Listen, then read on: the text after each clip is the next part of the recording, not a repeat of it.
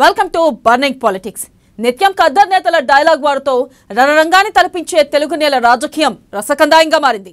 సై అంటే సై అనే రేంజ్ లో సాగుతున్న పొలిటికల్ దంగల్పై ఒలుక్కేద్దాం. రాజకీయ నాయకుడు కావడం ఈజీనేమో కానీ నాయకుడు అవడం మాత్రం కష్టం. డబ్బులు విసిరేసో తాతలు తండ్రి పేరు చెప్పుకొనో లీడర్ అవుదామంటే కుదరదిక్కడ. జనంలో ఉండాలి, జనంతో ఉండాలి, జనంలా ఉండాలి. కష్టం తెలుసుకోవాలని ఓదార్పు ఇవ్వాలి, భరోసా నింపాలి. అప్పుడే జనం మనసు గెలిచేది, నిజమైన నాయకుడు అయ్యేది. ఇక్కడ రాహుల్ కూడా అదే ఫాలో అవుతున్నారు. మొన్న లారీ, నిన్న బైక్, నేడు మణిపూర్ మంటల బాధితుల పరామర్శ. ఇలా ప్రతి చోట జనంతో మమేకమవుతున్నారు.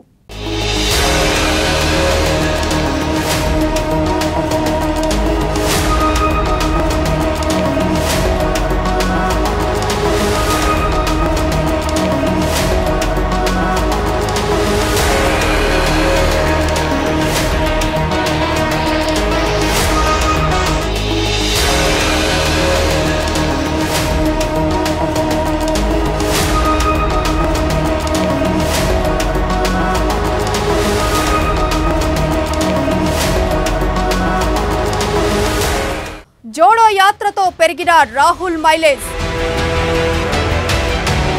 ప్రతి మనిషితో మమేకమవుతున్న హస్తం నేత, 6 రాష్ట్రాలపై గురిపెట్టిన కాంగ్రెస్ నేత, గాంధీ వారసుడి హోదాను మరిచి మరీ అడుగులు. లారీ బస్సుల్లో ప్రయాణించిన రాహుల్ మెకానిక్ రాహుల్ గా మారిన కాంగ్రెస్ అధినేత, ప్రతిపక్షాలకు పెద్దన్న పాత్ర పోషించనున్న రాహుల్ సింప్లిసిటీకి ప్రతిపక్ష నేతలు సైతం ఆశ్చర్యం.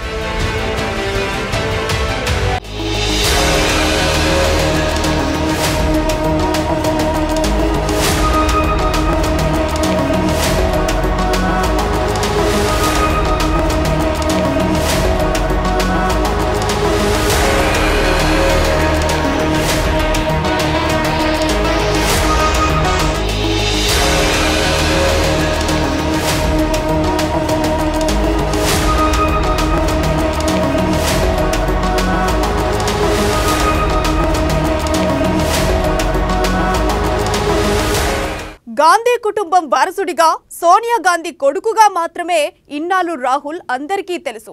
ఇప్పుడు మాత్రం రాహుల్ రూటు మార్చారండోయ్. జోడో యాత్రలో మండే ఎండను, జోరు వానను, వణికించే చలిని, మంచు తుఫానును సైతం లెక్క చేయకుండా అధినేతగా అడుగులేసి తనకంటూ ఓ ప్రత్యేక స్థానం సంపాదించుకుంటున్నారు. कन्याकुमारी से कश्मीर तक ये यात्रा चलेगी, रुकेगी नहीं. बारिश आ रही है, बारिश ने इस यात्रा को नहीं रोका. गर्मी, तूफान, ठंड इस यात्रा को नहीं रोकने वाली.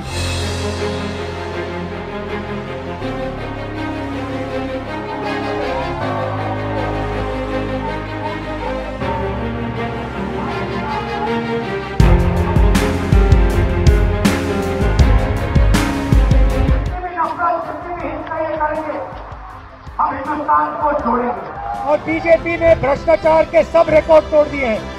हर चीज में 40% कमीशन लेते हैं.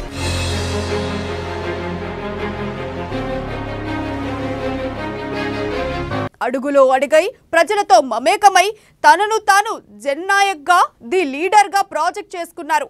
కర్ణాటక ఎన్నికల ప్రచారంలో సిటీ బస్ ఎక్కి సింప్లీ లీడర్గా జనాల అభిప్రాయాలు తెలుసుకున్నారు.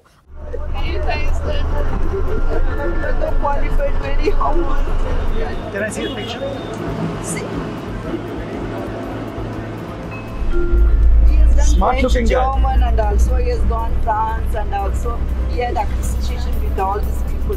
In our manifesto, we have a program for women where all bus travel in Karnataka will be free.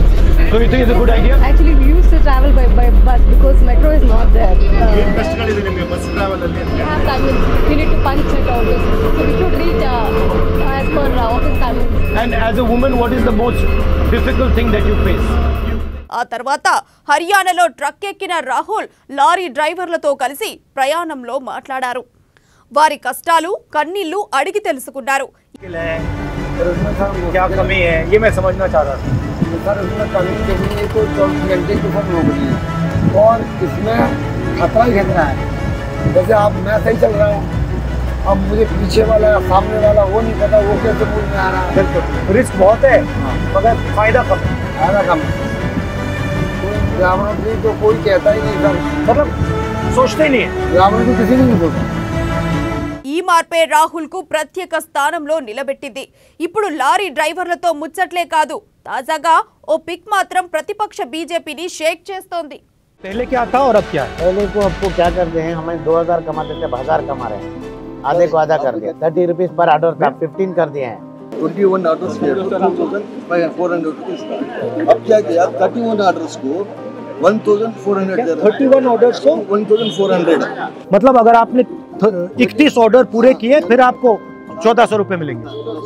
इसमें आके पेट्रोल और उसमें क्या होता है सर, आप सब हम स्कूटर चलाते हो, मोटरसाइकिल चलाते हो? गाड़ी चलाते हैं, अलग अलग कंपनी से हम। और आपकी गाड़ी है या आपने खरीदी है या हमारी गाड़ी सर लोन पे लिया? कितना लोन था? सर पर एवरी मंथ 3500 पे करना। अच्छा, अगर मोटरसाइकिल को कुछ हो जाता है, टूट जाती है तो फिर हमारे कहीं जाकर इंश्योरेंस है आपका नहीं है? ప్రతి విషయంలో సోషల్ మీడియా ఇప్పుడు ప్రముఖంగా నిలుస్తోంది. ఏదైనా సమాచారాన్ని ప్రపంచ వ్యాప్తంగా పరిచయం చేయడానికి అరచేతిలో మొబైల్ ఉంటే చాలు, క్షణాల్లో అందరికీ చేరుతుంది. దీనిని వ్యాపారవేత్తలు, రాజకీయ నాయకులు బాగా వాడేసుకుంటున్నారు. 2014 ఎన్నికల్లో బీజేపీ సోషల్ మీడియా అండతోనే అధికారంలోకి వచ్చిందని అంటుంటారు. అప్పటి నుంచి ప్రతి రాజకీయ పార్టీ ఫేస్బుక్, ట్విట్టర్ ను బాగా వాడేస్తోంది.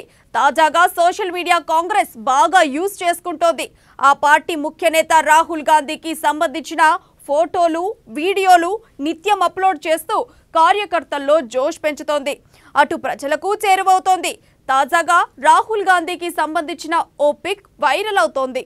सेल प्राइवेटाइजेशन हो रहा है। जो पब्लिक सेक्टर यूनिट्स थी जिसमें आप लोगों को जॉब मिल सकती थी वो सब बंद हो रही है की बात है। दूसरी बात, सरकारी इंफ्रास्ट्रक्चर पहले क्या होता था, health care, AIIMS, hospital, PHC, education system, वो सब प्राइवेटाइज हो रहा है, उसमें भी जॉब नहीं मिल रही है। एजुकेशन का ही मामला देख लीजिए, अगर पब्लिक सेक्टर में आपने एजुकेशन को प्रमोट करना शुरू कर दिया तो लाखों लोगों को जॉब मिल जाएगी। अगर आप हेल्थ को देख लो, अगर आपने पब्लिक हेल्थ केयर पे फोकस कर दिया लाखों लोगों को हेल्थ केयर जॉब मिल जाएगी। 5 साल आपने बहुत अच्छा काम किया तो फिर आपका प्रमोशन क्या होता है? कुछ भी नहीं। हम कुली वाले का कुली वाले ये मेरे को टेंशन, मैंने 15 ईयर 10 ईयर से काम कर रहा हूँ। आप कितने साल से काम कर रहे हैं? 5 ईयर से काम कर रहा हूँ सर।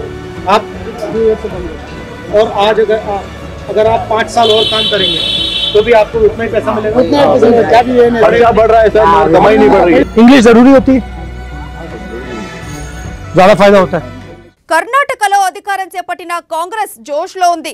వచ్చే 6 రాష్ట్రాల్లో జరిగే ఎన్నికల్లోనూ అధికారంలోకి రావడానికి సిద్ధమవుతున్నారు. 2024లో జరిగే పార్లమెంటులోనూ పాగా వేసేందుకు కాంగ్రెస్ ఇప్పటికే ప్రతిపక్షాలన్నింటినీ ఒక్క త్రాటిపైకి చేర్చింది. ఎన్డీఏను గద్దె దించడమే లక్ష్యంగా పనిచేయాలని పిలుపునిచ్చింది. అయితే ఈ కూటమికి కాంగ్రెస్ పెద్దన్న పాత్ర వహిస్తుంది. అధికారం కోసం ఎలాగైనా ప్రజలను ఆకర్షించాలని పరితపిస్తోంది. ఇందులో భాగంగా రాహుల్ గాంధీ వినూత్న పద్ధతుల ద్వారా ప్రజలకు చేరువవుతున్నారు.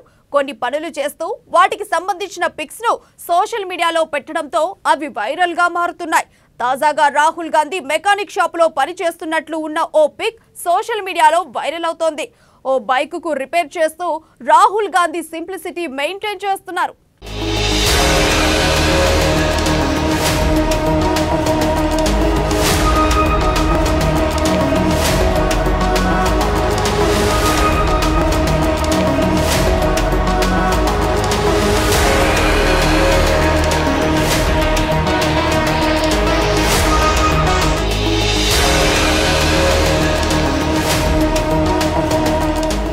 రాజకీయ నాయకులు ప్రతి ఎన్నికల్లో ఇలాంటి పనులు చేయడం కొత్తేమీ కాదు.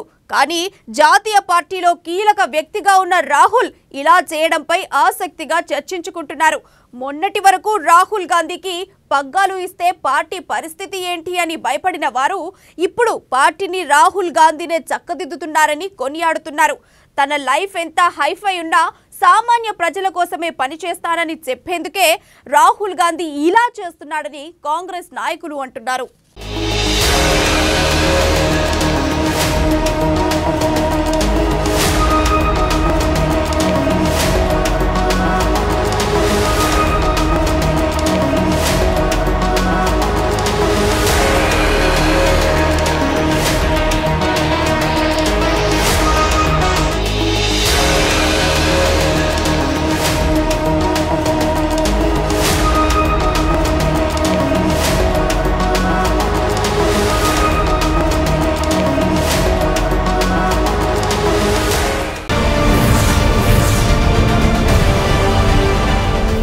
నిన్నటి వరకు తెలంగాణలో కమలం నేతలు కయ్యానికి కాలు దువ్వారు. సై అంటే సై అనే లెవెల్లో భారీ డైలాగులు ఊదారు. కన్నడ రిజల్ట్ తర్వాత కట్ చేస్తే డీలా పడిపోయారు. నిరాశతో బూస్టింగ్ కోసం ఎదురు చూస్తున్న కాషాయ లీడర్లలో జోష్ ఇచ్చేందుకు యత్నిస్తోంది. ఆపరేషన్ విస్తారక్ పేరుతో ప్రతి సెగ్మెంట్లో కమల సైన్యాన్ని దించుతుంది. గ్రౌండ్లో బీజేపీ గాలి ఏ విధంగా ఉంది, ప్రజలకు కమలం చేరువయ్యేందుకు ఏం చెయ్యాలి అనే దానిపై స్పెషల్ సర్వే చేస్తున్నారు.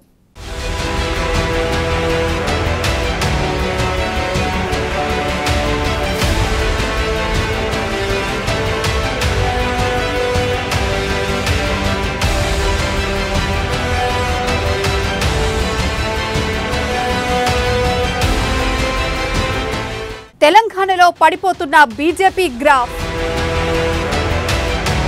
నిన్నటి వరకు బీఆర్ఎస్ కి ప్రత్యామ్నాయంగా కనిపించిన బీజేపీ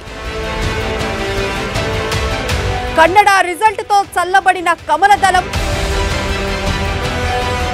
విస్తారకుల పేరుతో బీజేపీ ఆపరేషన్. అహ్మదాబాద్ నుంచి తెలంగాణకు 600 మంది కమల నేతలు.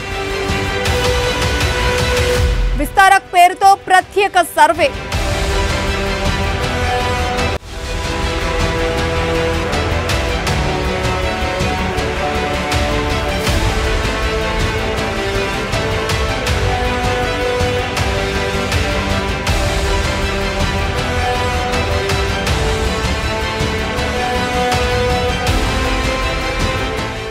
వ్యూహాత్మకమైన తప్పిదాలతో తెలంగాణలో బీజేపీ పరిస్థితి రోజు రోజుకు దిగజారుతోంది. ఒకప్పుడు కాంగ్రెస్ లో ఉన్న పరిస్థితి ప్రస్తుతం బీజేపీలో కనిపిస్తోంది. క్రమశిక్షణకు మారుపేరైన పార్టీలో ఇప్పుడు అదే కొరవడుతోంది. 3 నెలల క్రితం వరకు అధికార బీఆర్ఎస్ కు ప్రత్యామ్నాయం అనిపించిన పార్టీ కాస్త ఇప్పుడు పాత బీజేపీలా చల్లబడిపోయింది. ఈ క్రమంలో పార్టీకి ఊపు తెచ్చే ప్రయత్నాలను అధిష్టానం మొదలుపెట్టింది.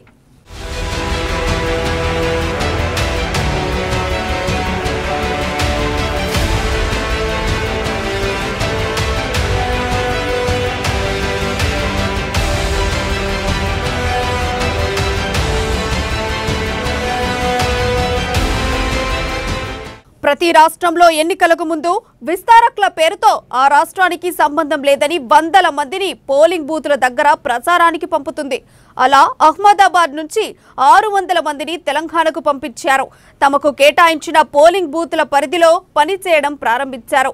ఈ విస్తారకులు 35 ఏళ్ల లోపు వారే. పార్టీ పట్ల నిబద్ధతగా ఉంటారు. ప్రతి పోలింగ్ బూత్ పరిధిలో నేతల్ని వెంటబెట్టుకొని వెళ్లి ఓటర్లను కలుస్తారు. వారి ఫీడ్బ్యాక్ పూర్తి స్థాయిలో తీసుకుంటారు. వీలైనంతగా ప్రచారం చేస్తారు. చివరికి నివేదికల్ని హైకమాండ్ కు సమర్పిస్తారు. వీరు ఎక్కడ తిరుగుతారో అక్కడి పరిస్థితిని వివరిస్తారు.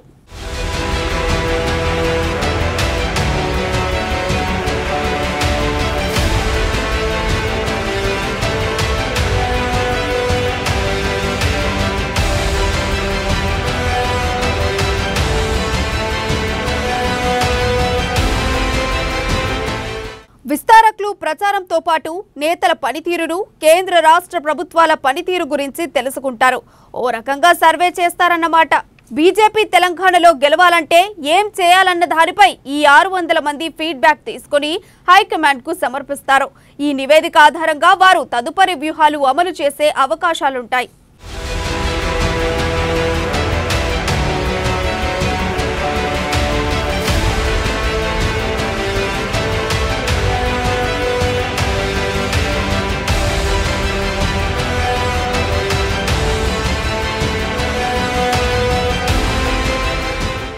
అయితే తెలంగాణలో ఇప్పటికే జరగాల్సిన నష్టం జరిగిపోయిందని, ఎంతమందిని తీసుకొచ్చి ప్రచారం చేసినా ఏం ప్రయోజనమన్న నిరాశ బీజేపీ నేతల్లోనే కనిపిస్తోంది. మరోవైపు అధిష్టానం మాత్రం తెలంగాణను బీజేపీ ఖాతాలో వేసుకోవాలనుకుంటోంది. ఇందుకు అవసరమైన అన్ని ప్రయత్నాలు చేయాలని భావిస్తోంది. వారం రోజుల్లో అన్ని సర్దుకునేలా అధిష్టానం పావులు కదుపుతోంది. మార్పులు చేర్పుల తర్వాత పార్టీ మునుపటి దూకుడు ప్రదర్శిస్తుందని జాతీయ నాయకులు పేర్కొంటున్నారు. మరి చూడాలి బీజేపీలో మార్పు ఎలా ఉంటుందో.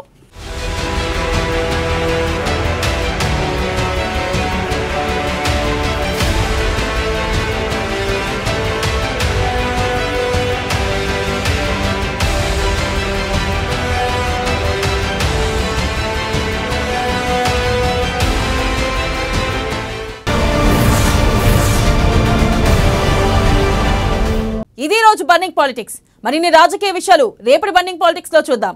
అప్పటి వరకు చూస్తూనే ఉండండి అమ్మా న్యూస్.